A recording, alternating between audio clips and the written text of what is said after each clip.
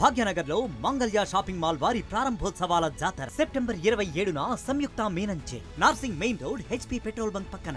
సంగారెడ్డి జిల్లాలో ఉన్నటువంటి అమీన్పూర్ మున్సిపాలిటీలో ఉన్నటువంటి పటేల్ కూడా అదేవిధంగా కిష్టారెడ్డిపేటలో సంబంధించి చూసుకున్నట్లయితే విల్లాలకు సంబంధించి ఇప్పుడే ప్రస్తుతం మనం చూస్తున్నాం. ఈ యొక్క 31 విల్లాలకు సంబంధించి నిన్నటి రోజు ఉదయం 7 గంటల నుండి రాత్రి 1 గంట వరకు కూడా ఈ యొక్క విల్లాలను అంటే 25 విల్లాలను కూడా కూల్చివేసిన పరిస్థితి మనం చూసాం. ఎందుకంటే గతంలో అధికారులు ఈ యొక్క పర్మిషన్లు ఇవ్వడం వల్లనే ఈ విల్లాలను తీసుకోవడం జరిగింది. ఎందుకంటే ఇచ్చినటువంటి విల్లాలు పర్మిషన్లు ఇవ్వకపోతే మేము ఇక్కడ కట్టుకునే పరిస్థితి లేదు. ఇప్పుడు ప్రస్తుతం వాళ్ళు నిన్న మొన్న నోటీసులు ఇచ్చి మమ్మల్ని బయటికి వెళ్ళిపోయాలని చెప్పి కాషన్ చేశారు తప్ప వారికి ఉన్నతాధికారుల యొక్క రెస్పాన్సిబిలిటీ లేదు అని చెప్పి ఉన్నటువంటి బాధితులు చెప్పిన పరిస్థితి ఉంది. ఇక్కడ బాధితులు మాత్రం ఇప్పుడు లేరు. స్థానికంగా ఉన్నటువంటి ఇక్కడ చుట్టుపక్కల రాఘవేంద్ర నగర్ కాలనీ కావచ్చు సంబంధించిన వారు చూడడానికి వచ్చిన పరిస్థితి అయితే ఉంది. ఎందుకంటే గతంలో లోన్స్ తీసుకొని ఈ విల్లాలను కొనుగోలు చేసిన పరిస్థితి ఉంది. 20 లక్షలు డౌన్ పేమెంట్ కడితే ఈ విల్లాలను కొనుక్కునే పరిస్థితి ఉంది. 20 లక్షలు కట్టుకుంటే నెల నెల వారి యొక్క ఏ ఉద్యోగం చేస్తున్న వారైనా కూడా ఈ యొక్క విల్లాను కొనుగోలు చేయడానికి సిద్ధంగా ఉన్నామని చెప్పి పరిస్థితి ఉన్నది. ఎందుకంటే నెల నెల ఈ యొక్క కిస్తీ కట్టుకునే పరిస్థితిలో మేము ఈ యొక్క విల్లాను తీసుకోవడం జరిగింది. అంతే తప్ప కానీ ఇటువంటి పరిస్థితులు మేము చూడలేము. ఎందుకంటే అధికారులు ఉన్నతాధికారుల నివేదికల ద్వారా మాకు న్యాయం చేసే పరిస్థితి ఉండాలి. ఈ యొక్క విల్లాకు సంబంధించి తొలగించిన విల్లాకు సంబంధించిన సామాను మనం ప్రస్తుతం చూస్తున్నాం. ఎందుకంటే వారి యొక్క వస్తువులు అన్ని చిందరవందరగా పడున్న పరిస్థితి. వారు మాత్రం ఇక్కడ లేరు. అంటే ఇక్కడ వాళ్ళకు విల్లాలకు సంబంధించిన వస్తువులు చూడొచ్చు మనం. ప్రతి ఒక్క వస్తువు కూడా ఈ యొక్క ముంగట పడి ఉండడం ఉంది. వారు ఎక్కడ ఉన్నారు ఏంది ఎవరిని ఒక ఆశ్రయించేందుకు వెళ్ళారనే పరిస్థితి ఉంది. ఇక్కడ పాడుపడ్డట్టుగా అంటే ఇక్కడ పడి ఉన్న వస్తువులను చూస్తుంటే ఒక అంటే దీన పరిస్థితి అయితే ఉంది. అంటే విల్లాలో మొన్నటి వరకు ఒక సుఖవంతమైన జీవితంగా వాళ్ళ పిల్లలతో పాటు ఆటపాటలతో ఆడుకున్నటువంటి పరిస్థితులు ఉండే. కానీ ఈ యొక్క విల్లాలను కూలగొట్టడం అనేది ఒక దయనీయ పరిస్థితి అన్న పరిస్థితి చూసుకోవచ్చు. మనం RTV ద్వారా మనం చూస్తున్నాం విజువల్స్లో. ఏది ఏమైనప్పటికీ ఈ యొక్క ఉన్నతాధికారుల గైడ్లైన్స్ అనేది తప్పు విధానం అని చెప్పి స్థానికంగా ఉన్నట్టు ప్రజలు కూడా తప్పుదో పట్టిస్తున్నారు. ప్రజలను విల్లాను కొనుక్కునే పరిస్థితి అంటే లేదు. ఎందుకంటే వీళ్ళు చేసే తప్పులను అంటే అక్రమ హక్కులు చేసిన తప్పులకు ఒక తీసుకున్నటువంటి వారు బలయ్యే పరిస్థితి ఉన్నది తప్ప ఇక్కడ చూస్తుంటే దీన పరిస్థితి అని చెప్పి స్థానికంగా ఉన్నటువంటి వారు కూడా వాపోతున్నారు. దానికి సంబంధించి మనకు వారు ఉన్నారు. చెప్పండి, అంటే ఇటువంటి పరిస్థితులు ఇంకోరికి రాకుండా ఉండాలంటే ప్రభుత్వానికి మీరు ఏం విజ్ఞప్తి చేస్తారు? ఈ విధంగా మనము చూస్తున్నాము. ఒక భూకంపంలో వచ్చినటువంటి పరిస్థితి కనపడుతుంది. ఇంతమంది ప్రజలు సామాన్యమైనటువంటి సాఫ్ట్వేర్ ఉద్యోగాలు చేసుకుంటూ ఎంతో వేరే స్టేట్స్ నుంచి వచ్చేసి ఇక్కడ హైదరాబాద్ బ్రాండ్ ఇమేజ్ క్రియేట్ చేస్తూ ఉద్యోగులు IT కంపెనీల్లో పనిచేస్తూ హైదరాబాద్ యొక్క విలువ పెంచుతున్న పరిస్థితుల్లో వాళ్ళందరినీ ఈ విధంగా భయకంపితులను చేసినందువలన వాళ్ళు గడుస్తారు. ఈ విధంగా భూకంప బాధితుల్లాగా వాళ్ళను మనము ఓదార్చే పరిస్థితి వచ్చేసింది.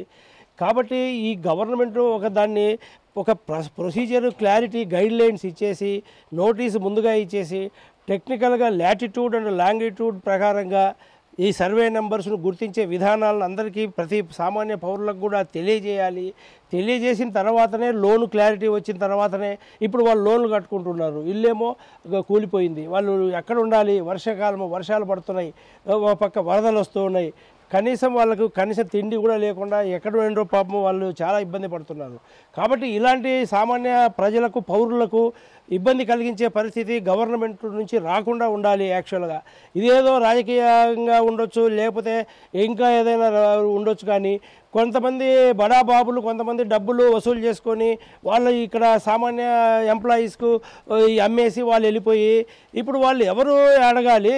ప్రభుత్వాన్ని అడగాలి. ఎవరైనా కష్టం వస్తే రాముడిని అడుక్కుంటారు. రాముడే ఇప్పుడు వచ్చి ఈ విధంగా చేస్తే ఎవరిని అడుక్కుంటారు ఇక వాళ్ళు. కాబట్టి ఇలాంటి పరిస్థితి రాకుండా ఉండాలి అంటే ప్రభుత్వము విధి విధానాలను చాలా స్ట్రిక్ట్గా ఇంప్లిమెంట్ చేసి కరెక్ట్గా వాళ్ళు నిర్ధారణ చేసిన తర్వాత దీనికి కారకులు ఎవరు, లోన్ ఇచ్చిన వాళ్ళ, అధికారులు పర్మిషన్ ఇచ్చిన అధికారుల ఎవరు అనేదాన్ని క్లియర్ కట్గా చేసిన తర్వాతనే ఇలాంటి చర్యలు తీసుకుంటే బాగుంటుంది భవిష్యత్తులోనైనా కూడా అని చెప్పేసి మేము కోరుకుంటాం. ఓకే, అంటే దీనికి సంబంధించి 12 సర్వే నెంబర్ చూసుకున్నట్టయితే అసైన్డ్ భూమికి సంబంధించింది. కానీ వారు 6లో అగ్రిమెంట్ చేసుకొని వారికి ఒక విల్లాలు కట్టడం జరిగింది.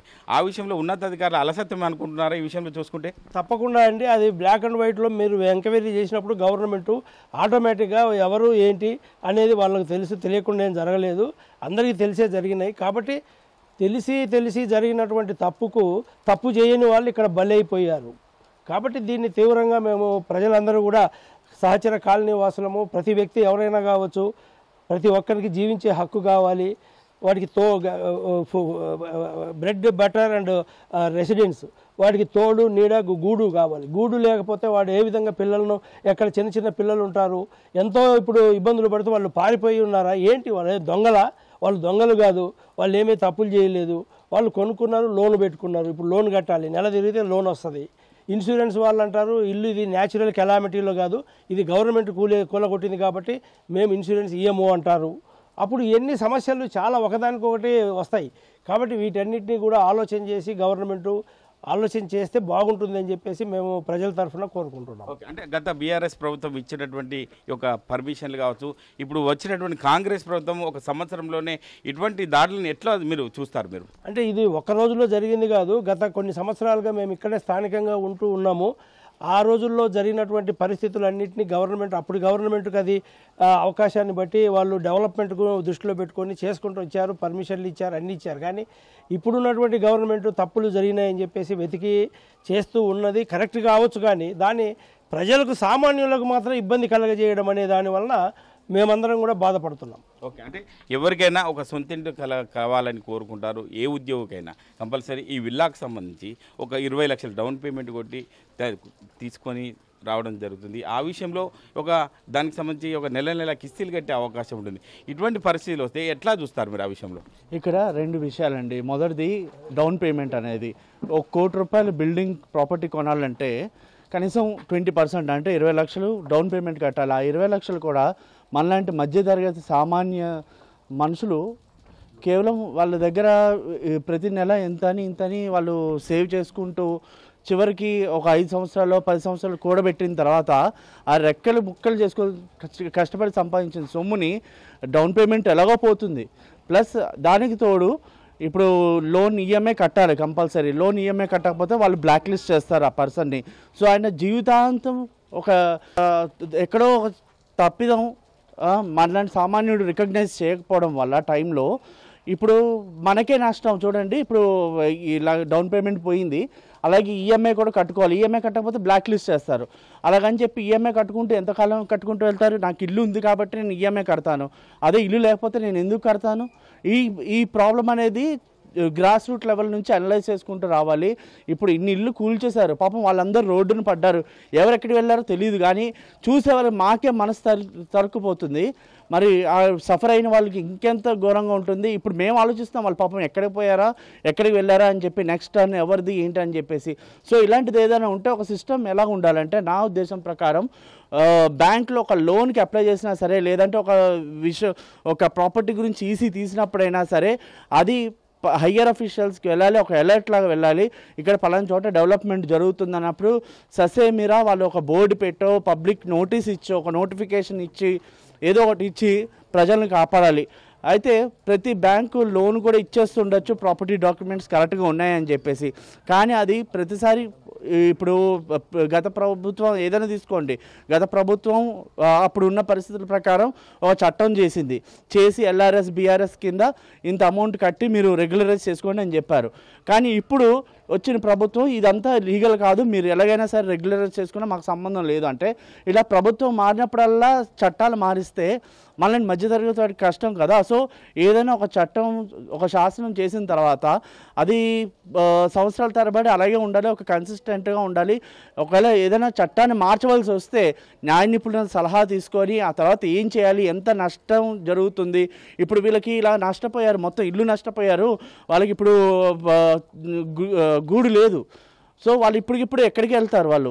సో వాళ్ళకి ఒక ఆప్షన్ అనేది ఇవ్వాలి. కనీసం సరే మీకు తెలియక చేశారు కాబట్టి మీరు ఈఎంఐ ఇంత కడుతున్నారు కదా, సరే ఒక ఈఎంఐ అనుకోండి, ఏదైనా అనుకోండి, గవర్నమెంట్కి ఇంతని ట్యాక్స్ రూపంలో కట్టండి. ఒక 1 కోటి రూపాయలు పెట్టిన వాళ్ళు ఒక 5-10 లక్షలు మానరు. సో వాళ్ళ ఇల్లు సేవ్ అవుతుందంటే మాత్రం వాళ్ళు ఖచ్చితంగా పెడతారు. సో అలాంటి ఆప్షన్ కూడా ఇవ్వాలి. లేదు మేము కట్టాము, మేము తెలిసే కొన్నాం అని అనుకుంటే మాత్రం మనం ఏం చేయలేం. కానీ ఇలాగ మనం లాంటి మధ్యతరగతి వాళ్ళు ఎన్నో ఆశలతో జీవితాంతం, కనీసం నా వరకు వస్తే నేను 20-25 సంవత్సరాల నుంచి కూడబెడుతూ పైసా కూడబెడుతూ ఇల్లు కొన్నానండి. సో ఇక్కడ లేకపోవచ్చు, కానీ నేను ఒక సామాన్యుడిగా స్పందించకుండా ఉండలేకపోతున్నాను. ఓకే, అంటే ఇటువంటి దీన పరిస్థితి చూస్తుంటే ఎవరికి కూడా అంటే ఇబ్బందికరంగానే అనిపిస్తుంది. కానీ ప్రభుత్వానికి మీరు ఏం చెప్తారు ఆ విషయంలో? ఆ ప్రభుత్వం మాత్రం మారినప్పుడల్లా ఇలాంటి కొత్త కొత్త చట్టాలు తీసుకురావడం కానీ, లేకపోతే ఇంతకుముందు ప్రభుత్వం ఉన్న చట్టం అంటే ఇప్పుడు కక్ష సాధింపు చర్యలు కూడా కావచ్చు, అలా కూడా ఉండొచ్చు. ఇప్పుడు గత ప్రభుత్వం ఇలా చేసింది కాబట్టి నేను టోటల్గా దానికి విరుద్ధంగా చేస్తానని, కానీ అలా కాకుండా సామాన్యులను దృష్టిలో పెట్టుకొని ప్రతి ప్రభుత్వం పవర్లోకి వచ్చే ముందు, అధికారంలోకి వచ్చే ముందు ఒకే మాట అంటుంది, మాకు పేద మధ్య తరగతి వెల్ఫేరే మాకు ఇంపార్టెంట్ అండి. సో అలాంటి థాట్తో ముందుకు వచ్చినప్పుడు, అలాంటి పాయింట్ ఆఫ్ వ్యూతో ముందుకు వచ్చి ఓట్లు అడిగినప్పుడు, అలాంటప్పుడు ఇవన్నీ చూసుకోవాలి, అలాంటప్పుడు ఇలాంటివన్నీ అనౌన్స్ చేయాలి. ఇంకోటి, చట్టం ఏదైనా చేస్తే ఒక ల్యాండ్ ఆర్ రెవెన్యూకి సంబంధించి ఏదైనా చట్టం చేస్తే రెవెన్యూ డిపార్ట్మెంట్లో అది 30, 40, 50 సంవత్సరాలైనా ఉండాలి. ఇవాళ చూడండి, నిన్న మొన్నటి వరకు పాత శిక్షా స్మృతులు ఐపీసీ సెక్షన్ ఎప్పటి నుంచో కొన్ని బ్రిటిష్ కాలం నాటి నుంచి ఇప్పటిదాకా వస్తున్నాయి.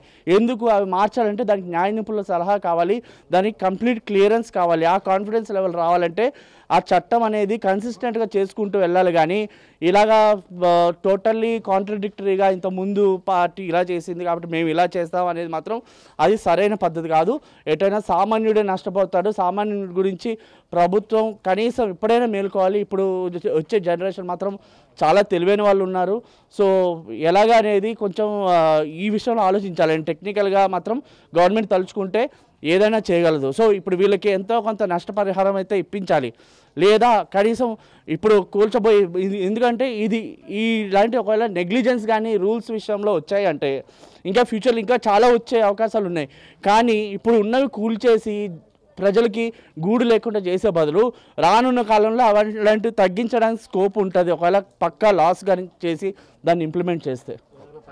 ఎవరిని చూసినా కూడా ఇబ్బందికరంగా ఉంది. ఎందుకంటే ముందే ఒక ప్రభుత్వ విధి విధానాలు ఒక సక్రమంగా నిర్వహించినట్టయితే ఇటువంటి బాధితులు ఉండకపోయేది. కాబట్టి అధికారుల తప్పిదం వల్లనే ఇటువంటివి జరుగుతున్నాయి. ఇప్పటికైనా అధికారులు ఒక పునఃపరిశీలించి ఖచ్చితంగా వీరికి బాధితులకు న్యాయం జరిగే విధంగా ఉండాలి. ఎందుకంటే వాళ్ళు ఇప్పుడు ఒక సంచార జీవులుగా రోడ్డున పడే పరిస్థితి ఉంది. వారు ఎక్కడున్నారు ఏంది అని చెప్పి మేము చుట్టుపక్కల కాలనీలకు సంబంధించిన రాఘవేంద్ర కాలనీకి సంబంధించిన వారు వచ్చి మేము చూస్తుంటే ఈ యొక్క ప్రత్యక్షంగా చూస్తుంటే దీన పరిస్థితి ఉంది. వాళ్ళ పరిస్థితి ఎక్కడున్నారో వాళ్ళు రోడ్డున పడ్డ పరిస్థితే ఉందని తప్ప ఇటువంటి సంఘటనలు చోటు చేసుకోకుండా ఈ యొక్క రాష్ట్ర ప్రభుత్వాలు వస్తుంటాయి పోతుంటాయి. సామాన్యునికి ఒక నడ్డి విరిచే విధంగా ఈ యొక్క ప్రభుత్వాలు వ్యవహరిస్తున్నాయని చెప్పి స్థానికంగా ఉన్నటువంటి ఈ యొక్క ప్రత్యక్ష సాక్షులు కూడా చెప్పడం జరుగుతుంది. సంగారెడ్డి జిల్లాలో ఉన్నటువంటి అమీన్పూర్ మున్సిపాలిటీలో చూసుకున్నట్టయితే ఈ విల్లాలకు సంబంధించి హైడ్రా అధికారులు కూల్చివేత సంఘటన చూడొచ్చు. ఎందుకంటే మనం విజువల్లో చూడొచ్చు, ప్రతి ఇల్లును కూడా 25 ఇళ్లను విల్లాలకు సంబంధించి కూల్చివేయడం జరిగింది. మనం చూడొచ్చు, గతంలో అధికారులు దిశానిర్దేశం చేసి వరకు తగిన నిర్ణయం తీసుకున్న తర్వాత ఇటువంటి కూల్చివేతలు చేస్తే బాగుంటుందని చెప్పి స్థానికంగా ఉన్నటువంటి వచ్చేవారు కూడా చెప్పడం జరుగుతుంది. ఏది ఏమైనప్పటికీ వాళ్ళకు గతంలో ఇంటూ గుర్తు మనం చూడొచ్చు. మా ఇంటూ గుర్తు చూసినట్టయితే అంటే గతంలో ఖచ్చితంగా కూల్చివేస్తామని ఒక కాషన్ ఇచ్చుకుంటూ వాళ్ళకు దిశానిర్దేశం చేయడం అనేది స్థానికంగా ఉన్నటువంటి పరిసరాలు ఉన్నటువంటి ఈ కాలనీ చుట్టూ రాఘవేంద్ర కావచ్చు స్థానికంగా ఉన్నటువంటి వారు చూస్తూ అంటే అందరూ కూడా వచ్చి వెళ్ళిపోవడం జరుగుతుంది. అన్నీ చూడొచ్చు, చిందరవందర పడిన పరిస్థితి ఉంది. అంటే ఇక్కడ సంబంధించి వస్తువులు కూల్చిన నిన్నటి రోజు 7 గంటల సమయం నుంచి రాత్రి 1 గంట వరకు 25 విల్లాలను కూడా కూల్చడం. మిగతా ఇంకా 6 విల్లాలకు సంబంధించి చూసుకున్నట్టయితే 6 విల్లాల్లో ఒక వారు కుటుంబాలతో ఉండడంతో వాళ్ళని పక్కకు పెట్టి మిగతా 25 విల్లాలను కూడా కూల్చిన పరిస్థితి మనం చూసాం. ఏది ఏమంటే అందరినీ కలిసి వేసిందని చెప్పుకోవచ్చు. అంటే ఎందుకంటే ఈ యొక్క దీన పరిస్థితి చూస్తుంటే అందరూ కూడా ఒక ఇబ్బంది పడ్డ పరిస్థితి అనిపిస్తుంది. మనం చూడొచ్చు విజువల్స్లో అందరూ వచ్చి స్థానికంగా ఉన్నటువంటి పట్టణదారులు చుట్టుపక్కల ఉన్నవారు కూడా స్థానికంగా వచ్చి చూస్తూ బిక్కమొక్కం వేసుకొని వెళ్తున్నారు. ఎందుకంటే ఈ యొక్క విల్లాలకు సంబంధించి 20 లక్షలు పెట్టి వాళ్ళు పోగు చేసుకొని ఈ యొక్క విల్లాలకు డౌన్ పేమెంట్ పెట్టి విల్లాలు తీసుకోవడం జరిగింది. వాళ్ళు కిస్తీ రూపకంగా నెల కట్టుకునే పరిస్థితి ఉంటుంది. కానీ మరి ఈ పరిస్థితి ఏంది, మేము ఈ విల్లాలకు సంబంధించి డబ్బులు ఎట్లా మేము రికవరీ చేసుకోవాలనే ఒక అంతర్గతంగా ఒక క్వశ్చన్ మార్క్గా ఉంది. అక్రమార్కులు చేసినటువంటి తప్పులకు మేము బలయ్యే అవకాశం ఉందని చెప్పి స్థానికంగా ఉన్నటువంటి వారు చెప్తున్నారు. వారైతే ఇక్కడ కోల్పోయిన వారు మాత్రం ఎవరు కూడా లేరు. వాళ్ళు చిందరవందరగా వస్తువులు అయితే పడి ఉన్న పరిస్థితి అయితే ఉంది. ఎందుకంటే ఈ యొక్క నిన్నటి రోజు హైడ్రా అధికారులు చేసిన ఈ యొక్క తప్పిదాలే అని చెప్పి స్థానికంగా వచ్చి పోయేవారు కూడా చెబుతున్నారు. ఎందుకంటే ఇవి ముందే మీరు దిశానిర్దేశం చేసి మేము ఏమైనా చెల్లించాల్సి ఉంటే మాకు ఒక 20 లక్షల వరకు చెల్లించాలి, లేదా ఒక 10 లక్షల వరకు చెల్లించాలని చెప్పి దిశానిర్దేశం చేయాలి. కానీ ఇటువంటి కూల్చివేతలు దేనికి ఒక తార్కాణ గర్వకారణంగా చెప్పుకోవచ్చు. ఎందుకంటే ఒక సాఫ్ట్వేర్ ఏ ఉద్యోగం అయినా కూడా తన ఇల్లు కట్టుకోవాలనే సంకల్పం ప్రతి ఒక్కరికి ఉంటుంది. అటువంటి ఇళ్లను కూల్చివేయడాన్ని అధికారులు ఒకంటే ప్రభుత్వాలు మారుతుంటే ఓరికి మీద ఓరు పెత్తనం చెలాయించాలనే ఉద్దేశం కొద్దే ఇటువంటి పోకడలకు పోతున్నారు తప్ప మాకు న్యాయం చేసేవారు లేరు. నోటీసులు ఉన్నా కూడా కూల్చివేతలకు ఎటు దారి తీస్తుందని చెప్పి ప్రస్తుతం ఉన్నటువంటి స్థానికులు చెప్తున్నారు. అంటే ప్రస్తుతం ఈ యొక్క విల్లాలు తీసుకున్నవారు మాత్రం ఇక్కడ ఎవరు లేరు. అంటే స్థానికంగా వచ్చిపోయే ఒక కాలనీ వాసులు మాత్రం వాపోతున్న పరిస్థితి ఉంది. ఎందుకంటే ఇటువంటి ఇల్లు అనేది తీసుకోవడం అనేది ఒక ఇల్లు కట్టాలంటే ఎంతో శ్రమించాల్సి ఉంటుంది. ఉద్యోగం చేసుకుంటూ తన నెల కిస్తీ కట్టుకుంటూ ఉండాల్సి ఉంటుంది. కాబట్టి మరి ఇటువంటి కూల్చివేతలు దేనికి దారి తీస్తుంది? ఒక సామాన్యుడు ఇల్లు కట్టుకునే పరిస్థితి లేదా అని చెప్పి ఒక బిక్కమేసం వేసుకొని స్థానికంగా ఉండే వారు ప్రశ్నిస్తున్న పరిస్థితి ఉంది. చూడొచ్చు మనం విజువల్స్లో వచ్చినటువంటి కాలనీవాసులు కూడా వచ్చి చూస్తున్నారు. వాళ్ళ బంధువులు కావచ్చు, స్థానిక పక్కకు ఉన్నటువంటి కాలనీవాసులు కూడా వచ్చి చూస్తున్న పరిస్థితి అయితే ఉంది. ఇప్పటికైనా అధికారులు స్పందించి వీరికి సత్వరమే న్యాయం చేయాలి. ఈ యొక్క కూల్చివేత గురైనటువంటి బాధితులకు బాసటగా ఉండాలని చెప్పి స్థానికంగా ఉన్నవారు ఓవరాల్గా చెప్తున్న పరిస్థితి ఉంది. అంటే ఇళ్లలో ఉన్నటువంటి బిల్డింగ్లలో ఉన్నటువంటి వారి కూల్చివేతకు చేయడం లేదు. ఎందుకంటే ఈ యొక్క 12 సర్వే నెంబర్ అసైన్డ్ భూమికి సంబంధించింది, 6 నెంబర్ అనేది పట్టాకు సంబంధించిన సర్వే నెంబర్ అని చెప్పి వాళ్ళు యొక్క అధికారులను మెప్పు చెప్పుకొని ఇప్పుడు రిజిస్ట్రేషన్ చేయించి మాకు చాలా ఇబ్బందులకు గురి చేశారని చెప్పి స్థానికంగా ఉన్నటువంటి విల్లాల వారు చెప్పుకున్న పరిస్థితి ఉంది. ఏది ఏమైనప్పటికీ ఎక్కడ పడితే అక్కడ చిందరవందరగా అధికారులు వచ్చి ఇష్టారీతిగా కూడా కూల్చివేసిన పరిస్థితి ఉంది. ఈ కూల్చివేయక ముందే మాకు ఇటువంటి దిశానిర్దేశం చేస్తూ మాకు సరైన గైడ్లైన్స్ ఇవ్వకపోవడం, అధికారులు ఎవరు వస్తున్నారు ఎవరు పోతున్నారు అనేది మాకు తెలియకపోవడం, చాలా ఇబ్బందులు ఎదుర్కొన్నామని చెప్పి స్థానికంగా చెప్పవచ్చు. మనం పడి ఉన్న సామాన్ చూస్తుంటే ఇటు కిటికీలు చూడొచ్చు, కింద కిటికీలు చూస్తుంటే అంటే ఎక్కడ వాళ్ళు ఇష్టారీతిగా కూల్చివేశారు. ఎందుకంటే ఇటువంటి ఇల్లు కొనుక్కోవాలంటే ఎంత సాధ్యం కాని పరిస్థితి. ఒక సామాన్యుడు ఇల్లు కొనాలంటే చాలా ఇబ్బందులు ఎదుర్కొనే పరిస్థితి ఉంటుంది. అటువంటిది ఒక కిస్తీ కట్టుకొని 20 లక్షల డౌన్ పేమెంట్ వేసుకొని చెప్పి ఇటువంటి ఇల్లు తీసుకోవడం చాలా ఇబ్బందులు ఎదుర్కొనే పరిస్థితిని రాను ఇన్స్టాల్మెంట్ కట్టాలంటే కూడా చాలా ఇబ్బందులు ఎదుర్కొంటాం. కూల్చక ముందుకే మాకు న్యాయం చేస్తే బాగుంది. ఎందుకంటే ఇటువంటి అధికారులు చేసిన తప్పిదాల వల్ల మాకు ఇటువంటి దారుణం చోటు చేసుకోవడం చాలా ఇబ్బందికరంగా ఉంది అని చెప్పి స్థానికంగా వచ్చిపోయే కాలనీవాసులు కూడా ఒక దీన పరిస్థితి చెప్తున్నారు. ఎందుకంటే కూల్చుడు సమస్య పరిష్కారం కాదు. అధికారులు ముందే ఈ యొక్క విల్లాలు తీసుకున్న వారికి అంటే ఇది పట్టా భూమిలో ఉందా అసైన్ భూమిలో ఉందా అని చెప్పి మీరు అధికారులు సర్టిఫై చేయకపోయిన తర్వాత మీరు ఇట్లా కూల్చడం దేనికి తార్కాణం అని చెప్పి స్థానికంగా వచ్చిపోయే వారు కూడా చెప్పుకోవడం జరుగుతుంది. అంటే ఏది ఏమైనప్పటికీ వారికి బాసటగా ఉండి ఇప్పటికైనా ఒక రాష్ట్ర ప్రభుత్వం న్యాయం చేసినట్లయితే వారికి ఎంతో కొంత మెరుగుపడే అవకాశం ఉంటుంది, వాళ్ళ జీవన విధానము మెరుగుపడే అవకాశం ఉంటుందని చెప్పి స్థానికంగా ఉన్నటువంటి వారు కూడా కోరుకోవడం జరుగుతుంది. ఇది పరిస్థితి, తాజా పరిస్థితి. కెమెరామెన్ నెల్లూరుతో మహేష్, RTV, ఉమ్మడి మెదక్ జిల్లా. భాగ్యనగర్లో మంగళ్య షాపింగ్ మాల్ వారి ప్రారంభోత్సవాల జాతర సెప్టెంబర్ 22న కీర్తి సురేష్ చే Sudarshan theatre complex RTC cross roads నందు, సెప్టెంబర్ 27న సంయుక్త మీనంచే Narsing main road HP petrol bunk పక్కన, సెప్టెంబర్ 29న శ్రీలీలా గారిచే మణికొండ మర్రి చెట్టు నందు మంగళ్య షాపింగ్ మాల్స్ గొప్ప ప్రారంభం. ప్రారంభోత్సవ ఆఫర్స్ మిస్ కాకండి. Mangalya shopping mall, Telangana, Andhra Pradesh.